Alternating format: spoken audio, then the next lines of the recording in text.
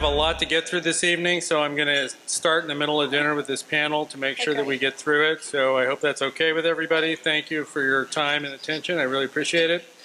I also wanted to thank Mary Jane Burke and Ken Lippy from Marin County Schools, Alice Fredericks, Brad Hansberger, all the people who have helped work on this thing and put it together. It's really been a group effort, and thank you. We chose this topic tonight because we think it's a hot topic for towns and schools both right now. I have a lot of experience with this, not just with the town, but I'm also the co-chairman of the Coalition Connection with John Wright, and we have been learning about this quite a bit in the past couple of years and realizing what a huge issue it was become, and that was where the suggestion came from. Vaping, and I just pulled this definition up so we can talk about it, is vaping is any electronic nicotine or cannabis delivery system. In case you've never seen one, there's some up on the stage. This is a Juul vaping system. It looks like a file drive for your computer. Okay, so this is what people are using, and if you didn't know what it was, you would think it was just something that hooked up to a computer. It is becoming very popular among youth. According to the California Healthy Kids Survey, from 2018 to 2016, usage doubled. 47% of 11th graders have said they have vaped in Marin County. 28% said they are current users of e-cigarettes and other vaping devices. And 34% of 9th graders have said they have used e-cigarettes and vaping devices. So it's out there. And hopefully tonight we're going to bring this to life for you and let you know what we may be able to do if it's something that you think you want to do something about. This is big business. I think that's the most important thing I wanted to get across about this. Juul is the major manufacturer of these items. Altria, who we know better as Philip Morris, invested $12.8 billion in Juul in December of last year. That was for 30% of the company, so that puts the market value of Juul, the people that make these, at a higher valuation than Ford Motor Company. So there is big money, and this is big business that is driving this. We also think it's a public health issue, and that's how we chose it for this evening. We think the people in this room tonight are uniquely positioned to do something about it. So I wanted to introduce the panel very briefly. First off, and we're going to introduce them, then we're each going to talk for a few minutes. This is Neal Benowitz. Neal is the Emeritus Professor of Medicine and Bioengineering and Therapeutic Sciences at UCSF. His research is focused on human pharmacology and toxicology of nicotine. He was the scientific editor of the 1988 Surgeon General Report on Smoking and Health. He was the section editor of the 2010 Surgeon General's Report on How Tobacco Smoke Causes Disease. Numerous other awards, too numerous to mention, but including the 2002 UCSF Annual Distinguished Clinical Research Lecturer. Jasmine Gerraty will be next. She is the Bay Area Community Resources Youth Tobacco Prevention Coordinator. She also works for the Coalition Connection as an Assistant Project Coordinator. She's 24 years old and understands young people and has done a ton of in-market research and is really going to help tell us what's really going on in the schools right now. And then finally, our third speaker will be Dennis Rodoni. He's our district supervisor here.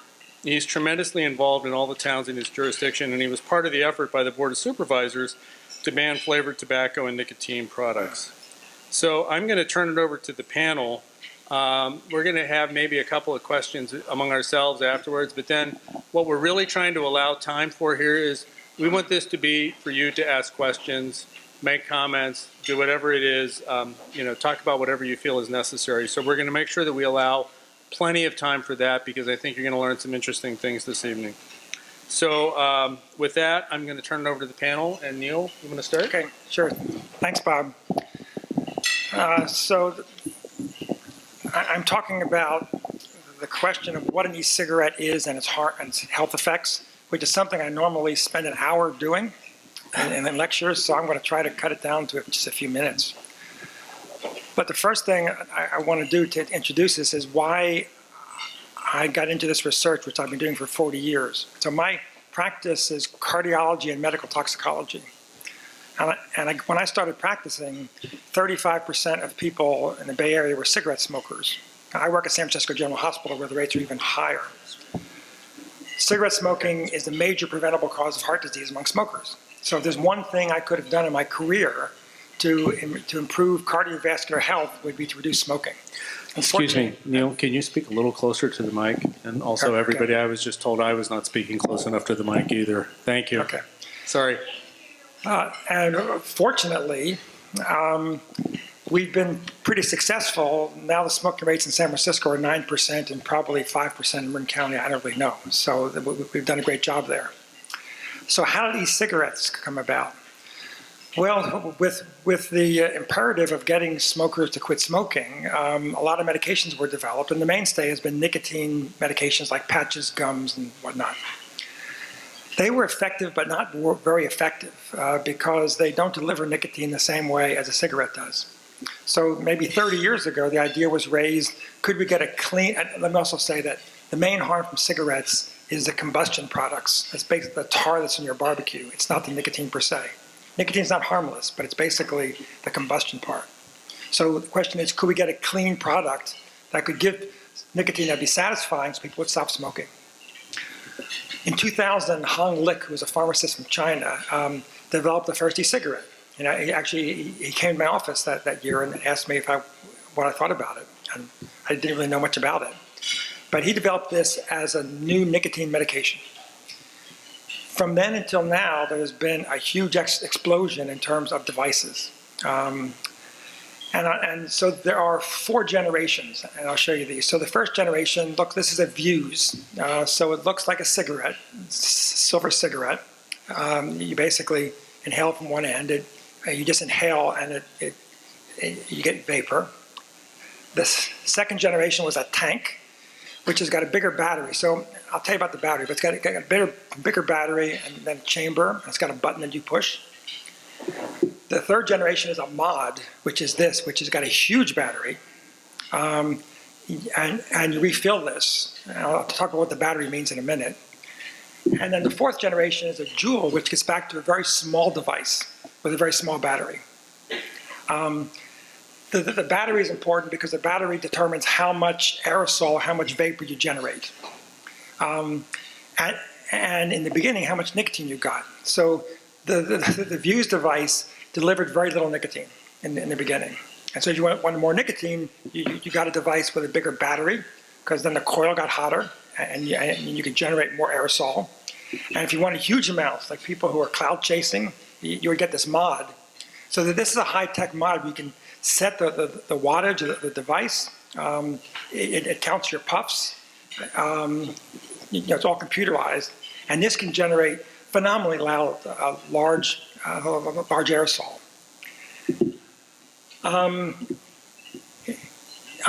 It's interesting that people who use devices like this, because they get more aerosol, use very low nicotine concentrations because they get so much aerosol.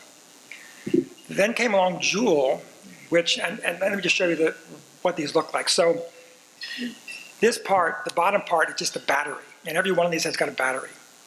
The top part is really a chamber, which has a coil which heats up and has the e-liquid, which is what gets formed to aerosol. They all have the same design with some variations. So someone using a 3 milligram per ml nicotine in this device could get the same amount as someone using 50 milligram per ml in a Juul. The difference is, and this is important for Juul, is that these first devices use nicotine in what's called nicotine-based form. So it's kind of harsh. It's like smoking a cigarette. Juul was the first device to use a nicotine salt, which has basically got a low pH. It's more acidic, like a cigarette. So someone who's not familiar with smoking a cigarette can actually pick up a Juul and can inhale it pretty easily without the harshness that you would get from this kind of device. So one of the things that's made Juul so popular among kids is that a nicotine-naive kid could pick this up and inhale it, whereas they could not inhale this.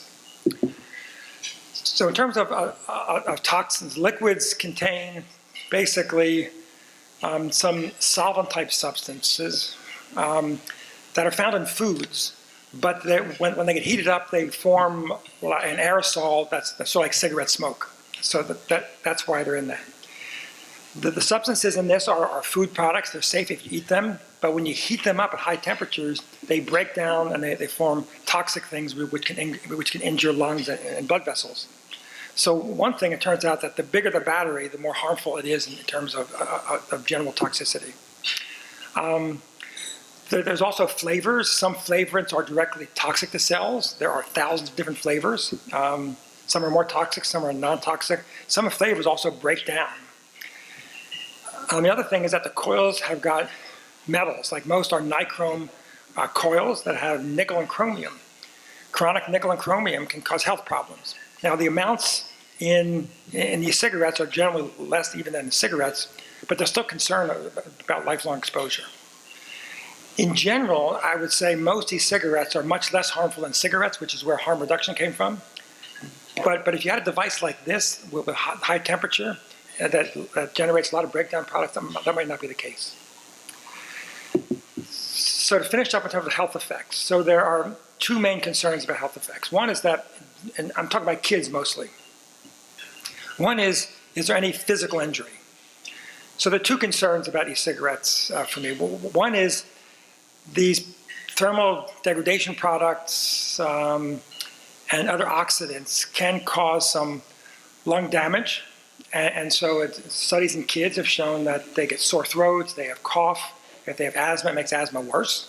So there's clearly some respiratory issues from e-cigarettes themselves. Issues in terms of heart disease and whatnot, those are concerns for long-term use in adults. We just don't know if there's any harm there at all. Then there's nicotine effects. So one nicotine effect which has raised concern, but it's still speculative, is actually nicotine itself suppresses immune function, and in animals, it increases the risk of infection. So if you give a bacteria to an animal and you give nicotine, their chances of having a worse infection is worse. The big concern about kids, though, is addiction. Because it's clear that if you take a lot of nicotine, you can become addicted. And addiction, in my words, is really loss of control of drug use. So it means when you want to stop using it, you can't. 35% of kids have used e-cigarettes in the past month. We don't know how many are truly addicted by my definition, but we know that at least 20% are using it more than 10 days per month. And some of them are using every day and can't stop using it. So the fact that there's addiction present is pretty clear. We don't know what percentage of kids are addicted or not, and that's a big research question. The second question is whether it's lifelong. We don't want kids to become addicted lifelong, and we don't know what the natural history is, and that's also a big area of current research. So the bottom line, what I would tell kids is one, e-cigarettes are not harmless. Two, that they can result in nicotine addiction, which can be hard to stop. And one final thing, I'm sorry about the time, is that nicotine in adolescent animals also impairs maturation of the brain. So the frontal cortex is a part of the brain that's involved in executive function, decision-making, impulse control. And in rats, if you give nicotine, it impairs maturation. Now in kids, the brain, or kids and people, the brain doesn't mature till age 25. We don't have data in humans about what this means in humans. We have strong animal data, but the last thing we want is for kids to have less impulse control and less executive function. So there's concern about that. We don't know what the facts are. And the last I said before, I would tell kids that there is concern about respiratory problems, and if you have asthma, making asthma worse, and maybe if you get infections being worse or lasting longer. Sorry I went over time. Thank you, Dr. Benowitz. And one thing I purposely didn't mention until after he was done, in his spare time, Dr. Benowitz is married to the Vice Mayor of Tiburon, Alice Fredericks. So thank you for the introduction. And I'm now going to turn it over to Jasmine Gerraty, who's going to tell you what's really happening in Marin County schools. She knows. She's there all the time. Hi, can you guys hear me? Is that close enough? Okay, awesome. So I'm going to talk a little bit about what's happening locally and in Marin County specifically.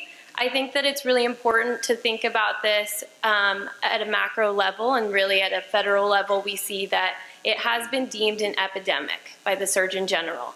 Vaping is an epidemic not only in our county, but it is a national epidemic. There's a survey that goes out every year that studies the rates of use among young people. It's called the Monitoring the Future Survey.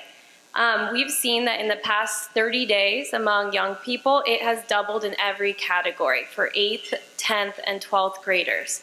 It's gone from 3.5 to 6.1% among 8th graders, 8.2 to 16.1% among 10th graders, and among 12th graders, it's gone up to 20.9%.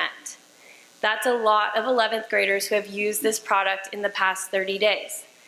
In Marin County, when we think about the trickle-down effect of these national rates and numbers, we're actually seeing that those numbers are a lot higher. We're seeing our rates of use higher in a lot of categories, but especially with e-cigarettes. For the percent of students who have ever used electronic cigarettes or other vaping devices, like Bob Ravasio mentioned earlier, we know that of 11th graders, it's gone from 39% in 2015-2016 up to 47% of 11th graders who have ever tried these electronic e-cigarette devices. That's almost half of our 11th graders who have tried these devices, and that's a very high number. When we look at the past 30-day use rates in Marin County, it makes us even more alarmed. We've seen that it's increased exponentially. Among 7th graders, it's gone from 2 to 5% of 7th graders who have used in the past 30 days. For 9th graders, it's gone from 9 to 20% of 9th graders who have used in the last 30 days. And for 11th graders, it's gone from 11 to 28%. That's about a third of our 11th grade students who have used these products in the last 30 days. When working in the schools and talking to students, I share some of these numbers with them and talk to them about it. And through different focus groups and key informant interviews and working with students, you can actually talk to them about this. Almost every student who you talk to about these numbers indicates that they think that this is low. They believe that these numbers are a lot higher because students are more likely to underreport than overreport. So we have a really high amount of young people who are using these products here locally in Marin. So when we talk about things that we're working on and doing locally here to combat this issue, we have a lot of programs that we're doing, not only through the Marin County Office of Education, through Bay Area Community Resources, through the Marin County Health and Human Services Department and the Sheriff's Department. What we are doing is we actually do presentations. We have trained over 90 peer educators at different high schools and middle schools throughout Marin County, and we've reached over 3,000 students through different presentations in classrooms and through different classes. But like Mary Jane mentioned earlier, there's 40,000 students in Marin County, and it's hard to reach every single one of them. So we are doing as much as we can to expand that even further. We have a lot more presentations scheduled for the rest of this upcoming year. We have done 22 community-wide presentations reaching 800 different parents, which is a lot of parents who have been reached through this. We've also had a lot of support through other different organizations. But what we're seeing is that with all of these things happening locally, we're still seeing those numbers increasing. So what's happening there? We're doing a lot of education, we're increasing enforcement around this, and we're really doing a lot of work. But these numbers are increasing because it's a cumulative amount. When you have someone who's young who starts to use, they become addicted to the nicotine and they become a lifelong consumer. So we actually see more and more young people using. The reason why we do these presentations is because the couple of kids that come up at the end of the presentation and say, hey, I learned a lot and I actually am working on quitting. How can I get help? And being able to refer people to those direct locations where they're able to get the support and resources that they need. When we talk about vaping, we know that there's so much going on with different flavorings, different types. There's over 15,500 different flavors on the market, which is an incredible amount of different flavors. 3 out of 4 young people who start using e-cigarettes started with a flavored vaping product. Right here I have the 3 most popular e-cigarette devices. Like Neal just held up, the Juul is the most popular e-cigarette device. This pod right here, this is a Juul pod, and it gets inserted into the device. When we look at the amount of milligrams of nicotine in each one of these pods, it's pretty alarming. Stanford Prevention Toolkit just recently released some new numbers that says that 1 pack of cigarettes has about 20 milligrams of nicotine in each pack of cigarettes. When we look at a Juul pod, which is this little tiny square thing that a lot of you in the back probably can't see, but this has 41.3 milligrams of nicotine in it. That's equivalent to just over 2 packs of cigarettes. That's a lot of nicotine. When we have cigarettes, yes? All right, that's alarming to me. Yeah. How many hits does it take to get through one of those compared, like That's a great question. So when we have a pack of cigarettes, what happens when you're smoking a cigarette is you usually get to the end of the cigarette and then you stop. You take a break, you maybe come back, you revisit it later and have another cigarette. But with e-cigarettes, we're seeing that young people going through them and people, normal adults, going through them a lot more rapidly than they would a normal cigarette, because you don't know when you finish 1 cigarette, you know when you finish 41 cigarettes, when the Juul pod becomes empty. So that's definitely something that we're concerned about, is having that increased amount of nicotine going into the body.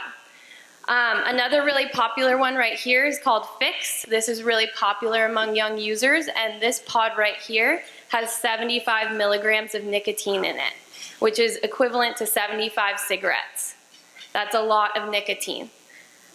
This one right here, which is by far the most expensive, it's about $43 retail, but this pod right here can contain, it's a refillable pod, so you can put different amounts of e-liquid concentration, but it fills up to 90 milligrams of nicotine inside this pod.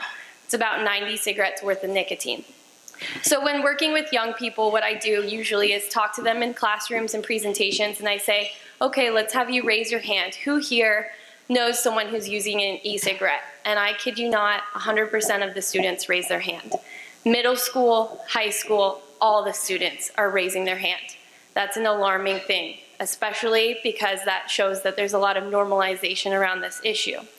So when we are looking at all the things that are happening here locally, it's really important to take into consideration that young people know about this and they know that it's happening.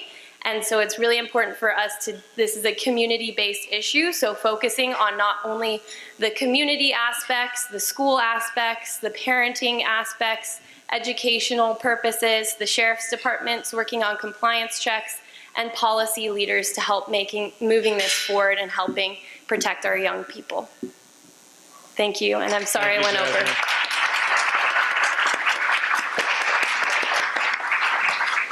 We're gonna, and Jasmine has a lot of samples on the stage. Yeah, up here, by there's the way. tons If you wanna come up and see of them. things down there. If you want to go through them, feel free to ask any Pick one up. questions about it as well. And now Supervisor Rodoni. Yeah, thank you, Jasmine. It's nice to hear all of this. Is your mic on? I'll turn it on. Is that better? So I've been asked to talk about what the county is doing, what we're doing locally, and why I decided to do it. Driving in this morning, I started thinking about, well, how do I want to make this presentation? And so I thought I'd start and end on a personal note, historical personal note for me. I'm an ex-smoker, smoked for 20 years, and I used to joke. The easiest thing to do was to quit smoking. I've done it 12 or 15 times. And the truth of the matter was, it was the hardest thing I ever did, and it really related to the addiction to nicotine.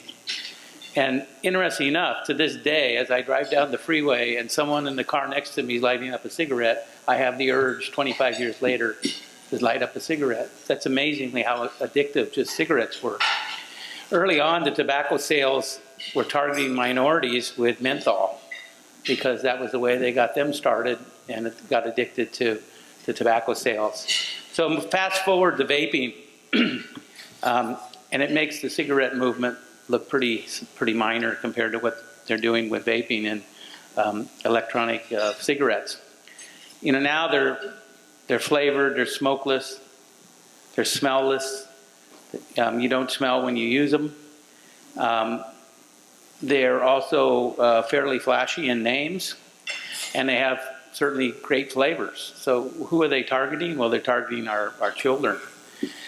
While the feds have identified this problem and the state has started to address it, neither really has moved very far and very forward under legislation. And that's why locally we really have to take the lead and be responsible.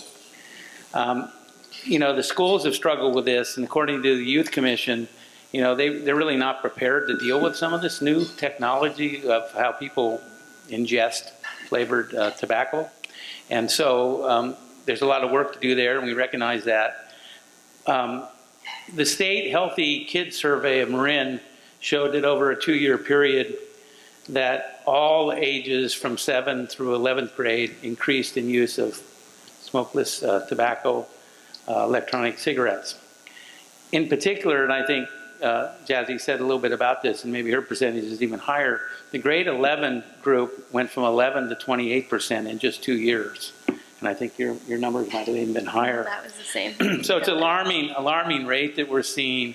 And because the county was motivated by our Youth Commission, by the State Healthy Kids Survey, by the Youth Leader Institute, Alcohol, Tobacco, and Other Drugs Committee, by Dr. Willis, and many other local groups, we decided it was time to take action and ban all flavored tobacco within our unincorporated Marin. Marin ordinance, like other ordinances, tries to avoid the immediate impacts recognized by vaping on our young children, our young people, but also address the long-term health costs related to nicotine use. Dr. Willis said at the board meeting, we need to take the action now to protect a whole new generation of lifelong addiction. And the health implications and the health costs to that lifelong addiction are just tremendous. So it really was important that the county move quickly and move now. And we did finalize the ordinance, and it goes into effect, I believe, in July.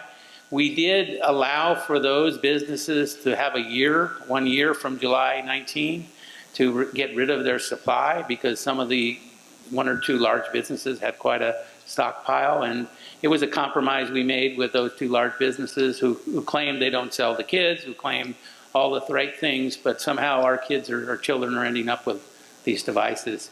So other important parts of not just having a local ordinance, and I want to thank all the cities who have followed the county suit and those that are preparing to do so, because I think very soon we may have a county-wide ban, and that would be terrific. Other important aspects, as Jazzy mentioned, and she's already doing, is the education of our kids, our students. More importantly, probably are their parents, to educate the parents of the impacts of this. Working with the schools and Marin County Office of Education is certainly an important part of this, and engaging our sheriff and police to be able to be responsive to the ordinances too. So that's kind of what's going on at the local level. At the end, I just end by saying I opened it with my personal view of smoking and my misgivings about what I was doing, but mostly now I do it because I have a 5- and 7-year-old grandchild, and I don't want them to be subject to this. So thank you. Thank you, Dennis. We're going to open up for questions here in a second. I'm sure there's a few, but just in summary, what can you do? Well, as individuals, be aware of the problem now and talk about this with other people, family, friends, and colleagues, because this is a great unknown to most people. Most people don't really know what's going on here. As council members, you may want to consider an ordinance banning flavored tobacco and nicotine products, as the county has done.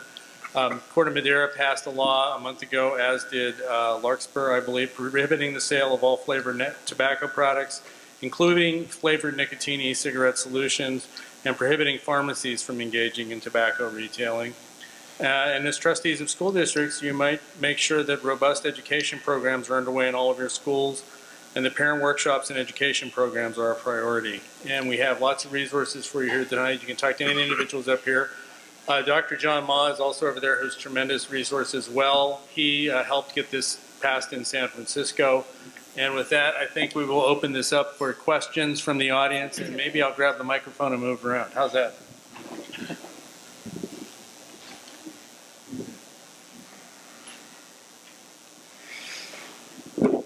Bob, I can do that. You can do that, Chris? Yes. All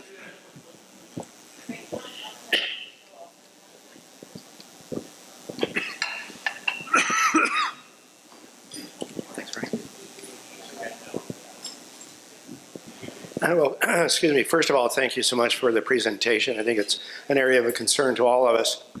San Rafael is about to perhaps follow the lead of the county and others to pass similar ordinances. But I have a question out of curiosity. We had a presentation at a council meeting last Monday, and it was the question was, where are the underage, I'll say, obtaining the devices? And I found it interesting that the apparently, in any case, the source we was 30% from parents, which is kind of startling, and maybe education is an important element there. But they weren't certain about the remaining 70%. Maybe you can enlighten me as to where the underage are getting devices. Thank you. Yeah. Go ahead. So a lot of young people are getting devices in tons of different means. They have a lot of access. There's many different access points through different ways of going about it. Some of the students are getting them through peers at school. Some of them are getting them through fake IDs at local retail outlets. Some of the retail stores that they actually go into, a handful of students have said they have certain retail stores that will sell to them if no adults are present in the store at that time. There are certain locations where that is happening. And we're seeing it a lot. They are getting access through parents. A lot of adults do use vaporizers and they buy them in bulk. And if one of the pods goes missing, it's hard for them to tell. So that is a very big access point. But once the students obtain them, they usually, if they're buying them or getting them from an older sibling, they'll get them in bulk and they start to sell them throughout to different students and young people. So a lot of the younger students are getting them from the upperclassmen students, and the upperclassmen students are getting them from parents, family members, through fake IDs and other means. A lot of the buying and selling is actually happening on social media sites. What they'll do is they'll actually post, oh, I have X amount of pods for this amount of price. So they're marking them up, which is creating this black market of different types of pods and devices that are available. Thank you. We have another question over here. Cynthia Ronish, trustee at the TAM Union District. And so 2 questions really. Is there any effort at the federal level to lower the concentration of nicotine, right? Because these jewels, when they're bought in Europe, the concentration's much lower. And if you know anything about that. And then 2, what's the most effective education for young kids? Because some of the most effective stuff around smoking was showing them the lungs, right? When the American Cancer Association, Lung Association came in and worked with PE to educate kids. So for this, it seems like it's going to be around nicotine addiction, right? And so what's effective education? So I'm not aware at the federal level there's really any movement other than just identifying the issues there and there's a problem. But I'm not aware of any action that's being taken on the federal government. I know the state has started some legislation, but I understand that it's kind of been stalled at this point, and there's not sure that Neal, it's going to happen this year. Neal, I think, has a comment on that. Okay, great. Yeah, there's a dilemma with the high nicotine liquids, depending who it's for. Like I said, most of the toxicity from e-cigarettes comes from the aerosol that's generated at a high temperature. And for smokers, for kids, there's no question it should be lower, it should be 0. The dilemma is for smokers, because smokers tend to have a certain amount of nicotine that satisfies them. And so they will use as much liquid as it takes to get that much nicotine. So the Juul, because of high concentration, generates very little aerosol, because you don't need much aerosol if you have a high concentration. So it's actually, in many aspects, the safest device for adults, but the most harmful for kids. So, it's a real dilemma in terms of regulation. It's hard to know, are you regulating for adults or for kids? So we're all struggling with what to do about this. It's a real problem. As far as the education piece that you also asked about, they have a website through Stanford. It's called the Stanford Prevention Tobacco Toolkit, and they have evidence-based curricula for different grade levels and different topics that are about different types of tobacco products. They have a whole module on vaping, and so if you're looking at having some of that curricula. You can go online and it's totally free, and you can use it in the different classes and courses. Thank you. Next. Elizabeth Robbins, pediatric oncologist and council member, Town of Ross. Everyone knows that smoking cigarettes can cause lung cancer. Is there a lung cancer risk associated with using, with vaping? It is unknown. Certainly, most of the carcinogens that are present in cigarette smoke are not present in e-liquids. But there are concerns about what is present in e-liquids. There are no good models in animals for lung cancer that take such a long time.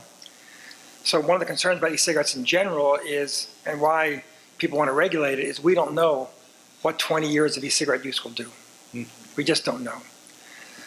You know, it's likely it'll cause problems in pregnancy.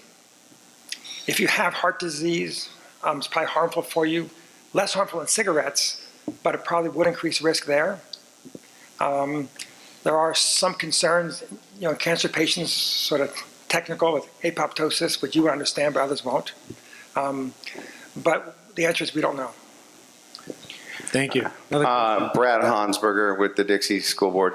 When I was in high school, the bong and the water pipe and they were the fun little tools to get through our smoking pot. And, you know, pot back then was very, you know, mundane, I guess. It was very weak. And cigarettes were going down at that time and pot was going up.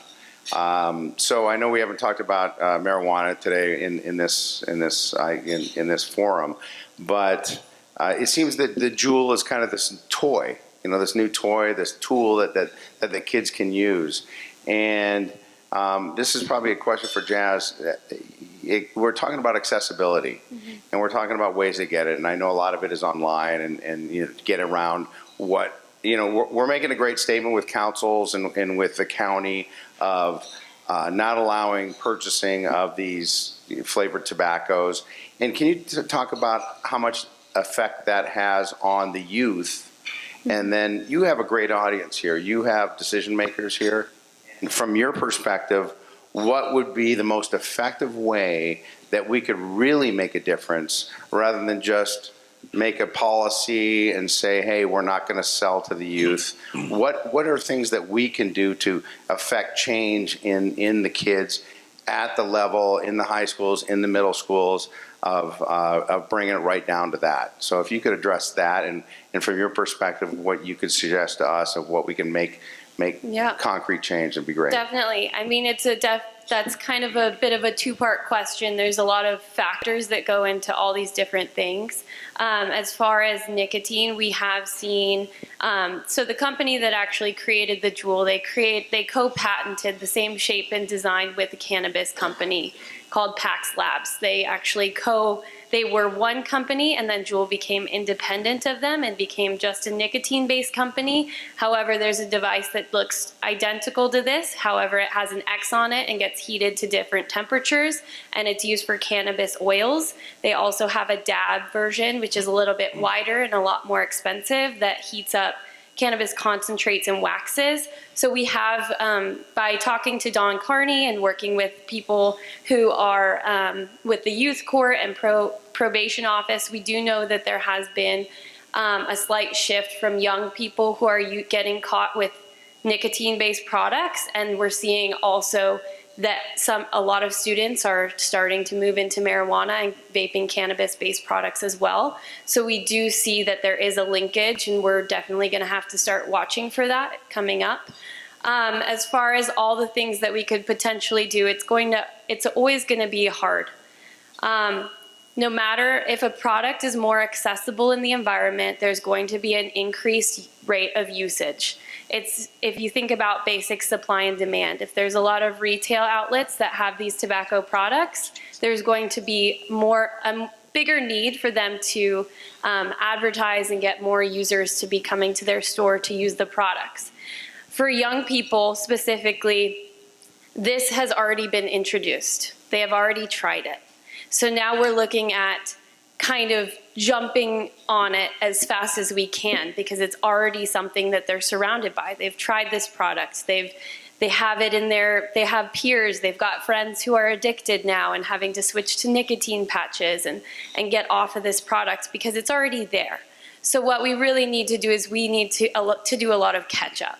And that's what we've been doing this past year. Ever since all the data has come out, we've said, okay, we really need to increase our education. So we have an increase in education going through the school system.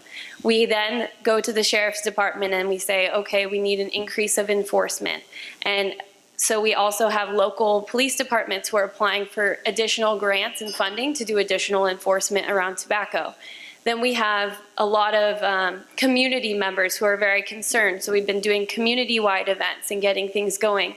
The biggest thing about this, with all of these decision makers and policy makers in the room, is we're playing a lot of catch-up.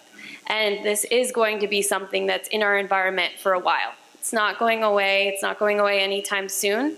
But what we can really do is start to make a big push as a community so that we can combat this problem. Because this isn't a school-based problem, this isn't a parenting problem, this isn't a law enforcement problem, it's a community-based issue. So it takes all of the people here in this room, it takes all of the people who are in the individual classes, the teachers, the security guards at the schools, it takes the parents, it takes all of our community members and law enforcement working together to really combat this issue as a whole. And so really having this big push all together will make a difference among the young people in our community. But without all of us working together, it's going to be really hard to make a difference.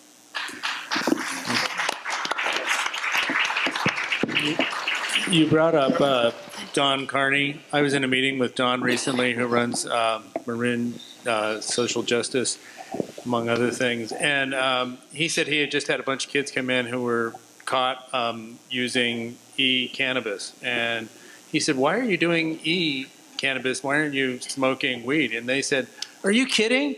When you smoke weed, everybody knows it. They can smell it. No one knows you're doing it when you use this. So that's another danger and something we need to be aware of and think about as well. Yeah, so I just like to make one comment about cannabis. There's a study we just did in San Francisco where we got urine samples from 700 adolescents and looked at urine testing for cannabis, for THC, and for a breakdown product of nicotine. The prevalence of cannabis was much higher than nicotine. And in schools, nicotine is bad because of nicotine addiction, but at least you can learn with nicotine. It doesn't mess up your brain. When you're stoned, you can't learn. And so to me, the school district really has to deal with the cannabis problem in terms of learning as even a higher priority, from my point of view. You got another question?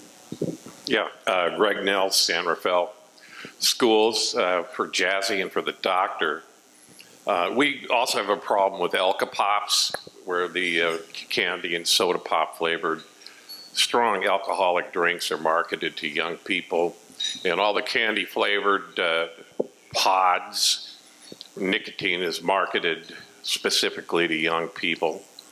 And in fact, we've never confiscated a tobacco flavored pod on any of our campuses that I'm aware of. However, in the San Rafael hearing Monday, there was skepticism from the council about this being marketed to youth and the flavors. There's no evidence that the flavors are intended for young people. What kind of evidence is there that would indicate that these companies are marketing to young people? And in fact, are the soda pop flavors for alcohol and tobacco aimed at young people, or are these for adults that want candy flavored cigarettes? Thank you. Go ahead. Or do you want to start? Why don't you start? And then I'll Okay, sounds good. Okay, so as far as marketing, I've been doing a lot of studying of different marketing that's been going on, especially with tobacco products. But there's a lot of marketing that goes on with all different sorts of products. With the original, so Juul came out in 2015, and the original Juul ads that came out displayed two young people that looked pretty city-esque, very young, too young. They were marketing to more of a technology-based industry with their sleek design and their different styles. Those two ads that were released in 2015 when the company came on the market had to be taken down. They got a lot of repercussions for marketing to people who they were not intending to market to. They were not targeting current smokers to get them to quit using cigarettes and switch to e-cigarettes, which is their target market. They were marketing to young, hip, city vibe people. And so if you look at those ads specifically, you think, okay, it's very technology driven, very specific type of population that they're marketing to. Then you look at who's doing the marketing. So the head marketing director for Juul used to actually work at Apple Computers. So that's why they come on these white boxes. They look like technology gadgets and sleek designs. That's really interesting because that's the market that they're looking for. They're looking for this new technology-based market. When we look at other populations that are being targeted, we see different populations get targeted differently. Lower income populations get targeted by cigarillos and flavored small cigars, and that's something that's happening. It happens especially with the lower income population. We know that with the African American population, they've been targeted with menthol specific ads. I went to do a presentation or co-do a presentation in Marin City, and one of the older ladies there turned to me and she said, "Oh yeah, back in the day, we always bought the blue packs and the white people bought the red packs." And that's just how it was. The blue packs are the menthol packs because they are marketing them to those specific people. With women specifically, they came out with a lot of products and jumped on board with the women's rights movement. So if you see some advertisements from back in the day, they said, you can vote now, you can also be smoking a cigarette. And so a lot of the old ads are targeting these people. This has been happening for generations. This isn't anything new to us. We know that they're marketing to specific populations, and with young people, the vaping is marketing specifically to them as more of a technology gadget. Bob, we have at least two more questions from the floor. Okay, And- it's up to you. I know we're over on time. No, but it's I know how to read an audience. I'm not shutting this Okay. discussion down. Great. So- I'll let it go then. Ray, it's your call. Wait, I think Dr. Benowitz had a comment Yeah, to this. So I'll respond from a chemical perspective. So there may be 10,000 flavors, but there are really only 20 or 30 different flavor chemicals. So people just make up names. And clear that the marketing for kids, all the candy flavors and things like that, is just making up names that would be kid-friendly. There's no question about that. But if you look at the actual flavors, most adults and most kids use menthol or fruit flavors. Those are the ones that are most popular. And it's popular for both. So it's hard to say. Clearly the marketing part of it's huge, but the actual flavor preference is about the same. Thank you. Ray, is there Got another one. We got another one. Okay, Yeah, great. David Kuhnhart from Corte Madera. We have passed a nice bit of restriction against the flavored electronic and tobacco products, but I'm now wondering if that's enough. I am certain personally that big companies came out with Candy Crush and the various candy sounding and candy flavored and mango products in order to get kids hooked. So we voted that out. But is that enough? I'm really concerned with the high concentrations of nicotine that are mentioned here. Maybe we should have expanded our thinking in the exclusion. So, David, I would just respond that, this is just a start. None of our ordinances are perfect, but if you don't start somewhere and start addressing the issue, you'll never get a handle on it. And this is happening so fast and so quickly, we're all surprised and we're all caught off guard, I think. And so that's why it's important that we just keep moving ahead. And there may be some fixes we need to do, or we need to change the ordinance down the road, or we need to address something, but at least we will have started at that point. I just wanted to comment about the marketing too. If you're an adult and you go in the pharmacy and looking for a cough medicine, you usually pick up the first one you see. But if you're going to look for something for your children, what do you look for? You look for something that's got a flavor on that your children would like to take it. And I think that's the approach that the tobacco companies are using. And if you look at the labels of the packages up here, they're not for the adults trying to quit smoking. They're specifically targeted for our youth. Yeah, some of those things look like youth-oriented pens. I mean, it's really crazy. I encourage you to stop by and take a look at them. It's amazing if you see what's being sold. Another question, Ray? Yeah, hi, my name's Renee from Fairfax, and thank you all so much. I'm wondering if anyone saw the IJ took out an ad. I mean, the IJ published an ad, a whole page ad from Juul. Did anyone see that?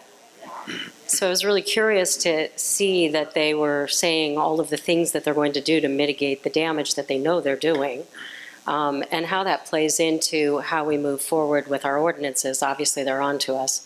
So how do we deal with the fact that these companies are getting ahead of us, and how do we get ahead of them?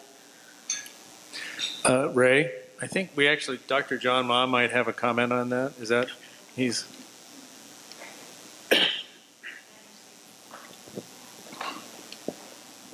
Thank you.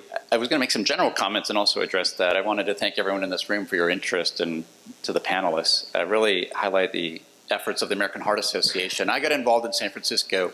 The flavor ban was the last piece of public health legislation signed by the late Mayor Ed Lee, and we defended that 68-32 at the polls in 2018. Shortly thereafter, we met with the leadership in Marin to introduce the similar legislation here in unincorporated Marin. I did want to share, I just returned from Sacramento. There is a bill by Senator Mike McGuire that will extend the San Francisco and unincorporated Marin and Corte Madera and flavor bans across the entire state. It's expected that it will pass through the Senate, but it's expected to hit the wall of the Assembly Government Organizations Committee, which is where tobacco control bills usually do not move forward in Sacramento. I'm a surgeon. I've learned that it's probably not a good idea to light anything on fire and put it in or near your mouth. And I've spent most of my career dealing with the hidden costs to society from smoking, readmission, reoperation, prolonged ICU stay. The costs to our society are enormous. I took care of a patient over the past weekend, and they were a smoker. Afterwards, we had extubated them and brought them to the recovery room, but they really struggled, and it was terror. You know, I actually thought that we were going to lose this patient because their metabolism of all the paralytics, you know, their inability to clear the mucus, it really is a significant cause of concern. I'll just finish. I really think that what we need to focus on here is the concept of vaping cessation. We talk about smoking cessation. Vaping is not the final answer. It's a temporary bridge, and it does help some people. But what we've really been trying to do in tobacco control, Neal's been a great champion here, is the end game, is to bring the harms from tobacco-related illnesses to, you know, a smoking incidence rate of 0 is probably theoretically impossible. And so most have defined it as about 5%. And the early electronic cigarettes were invented, they were placebo. They had saline. There was no nicotine. There was no flavors. And the quit rates were about 60% of what we're seeing with the current versions. San Francisco is considering really radical legislation to ban all electronic cigarettes that contain nicotine until there's FDA approval, and I'll keep you updated on what happens there. But to answer your question specifically, the advertisements, you know, the Juul-Altria partnership is rife with conflicts of interest. And I think the opportunity in the room with all of your leadership is to push back against that partnership, which really is a nightmare for the public health. What Juul has now acquired access to is the lobbying, the marketing, the outreach, and the real concern for me is for children worldwide. Because now Juul, I was at a meeting in the Middle East recently, and I listened on the shuttle bus to the convention center to health leaders from all around Asia, Europe, all around the world, who are witnessing the exact same things that we're seeing here in Marin. And, you know, the advertisements in the IJ, I really would call out Juul to honor, you know, the pledges that they've made. I will share with you in Sacramento, I've learned from Senator Hill and Senator McGuire that, you know, Juul has an army of lobbyists, attorneys who are in the Capitol trying to obstruct and to thwart the tobacco control efforts, and they're contradicting themselves. So I hope they'll change. Thank you. Bob, Thank you, Dr. we Mock. have one more question. Okay. I'm wondering then, Ray, it's your call. You're the can president. we wrap it up? You're the president. All right. All right, I'll try and be really quick. First, I'm very, very happy as a Marin County resident. I'm Diana Conti from the College of Marin. Very happy as a Marin County resident to see all the efforts that are happening locally, and I applaud them. I know from having worked in the alcohol and tobacco and other drug field for a long time that there are science-based, data-driven, very effective best practices to try and reduce harm and prevent it. And some of the things that I hope will be considered at the local level is further policies to limit access and availability as well as marketing. And all the things that are happening now have been happening forever from the tobacco industry and from the alcohol industry. In the alcohol industry, they have voluntary marketing codes that have no teeth in them because it's the fox guarding the chicken coop. So what they do is they come up with Budweiser frogs, and they come up with puppies and dogs and ponies, and then they get away with it until there's outcry, and then they pull it, and then they do another one. And so, you know, it's documented in the tobacco papers that they purposely knew how to market to kids and get them hooked early on.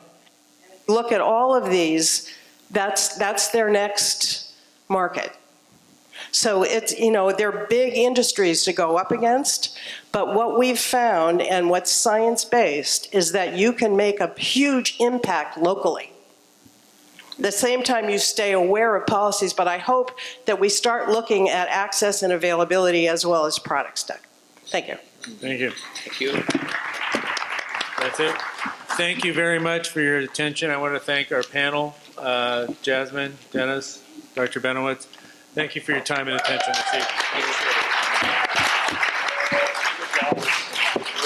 I'm going to turn it back to Ray. We have a business meeting we still need to go through.